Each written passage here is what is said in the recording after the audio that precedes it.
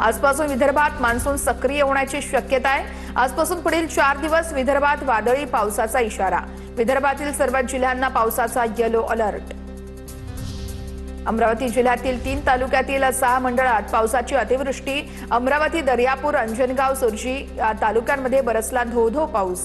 पावसामुळे 4 घरं कोसळली तर 3 बकरांचाही मृत्यू। 2 दिवसांपूर्वी झालेल्या नुकसानीची आकडेवारी समोर।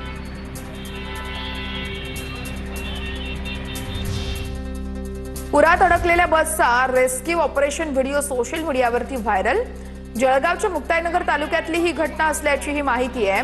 2 दिवसांपूर्वी झालेल्या अतिवृष्टीमध्ये खासगी बस पुराच्या पाण्याच्या वेढ्यात सापडली होती। नंदुरबार जिल्ह्यातील शेतकऱ्यांना दमदार पावसाची प्रतीक्षा। जून अखेर नंदुरबार जिल्ह्यात सरासरी 11 मिलीमीटर पाऊस। अक्कलकुवा तालुक्यामध्ये सर्वाधिक म्हणजे 33 मिलीमीटर पावसाची नोंद। समाधानकारक पावसाअभावी खरीप पेरण्या रखडल्या। लातूरच्या पानगावमध्ये जोरदार पावसाची हजेरी। पावसाने रस्त्यांना तलावाचं स्वरूप। रस्त्याकडेच्या घरांमध्ये पाणी घुसल्यानं धान्य भिजलं। महामार्गाचं काम अर्धवट असल्यानं घरांमध्ये पाणी घुसल्याची माहिती। नंदुरबार शहर आणि परिसरात अखेर पावसाला सुरुवात। रिमझिम पावसामुळे शहरासह परिसरात गारवा निर्माण।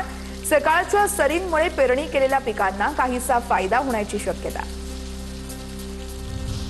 सोलापूरच्या करमाळ्यामध्ये पाण्याअभावी आणि विजेच्या टंचाईमुळे शेतकऱ्यावरती कळीची बाग तोडण्याची वेळ आली आहे। पाणी टंचाईमुळे शेतकरी हवालदिल तर उमराड या ठिकाणी शेतकरी सूरज बदे यांनी 4 एकरातील कळीची बाग तोडलेली आहे।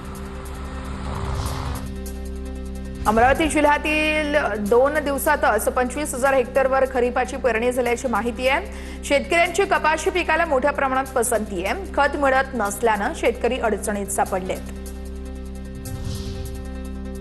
डाळिंबाच्या पिकातून शेतकऱ्यांनी कमावले 60 लाख रुपयांचं उत्पन्न। आष्टी तालुक्यातील भातोडी येथील तरुण शेतकरी शंकर गीते यांची डाळिंब पिकाची शेती यशस्वी। गीते यांच्या डाळिंबाला प्रति किलो 201 रुपयांचा विक्रमी दर मिळतोय।